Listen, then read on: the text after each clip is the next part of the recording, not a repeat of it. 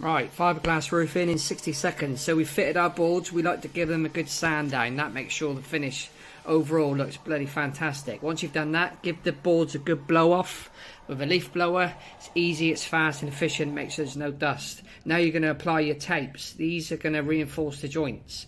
Once you've done that, we recommend dry cutting all your matting. Make sure you've got all your pieces rolled up, ready to rock and roll. And then once you're ready to go, you're going to wet out that board and then wet out the mat using 1.25 kilos of resin per square metre using 450 gram matting. Once you're at this stage, you're going to use the metal powder roller supplied in the CRS kit. This makes sure all the bubbles are out of the mat, make sure the resin's drawn to the surface and it looks lovely and smooth. Adding to that, we like to sand down the whole deck, and it should look like this once you're ready to rock and roll for the top coat. The more you sand, the more prep before that top coat, the better the finish. If you need to apply more resin at that stage, now's your chance. Here you can see we're applying the top coat. This is applied at 0.6 kilograms per square metre, and you mix in about 2% hardener. Do not do this in direct sunlight, you'll have problems.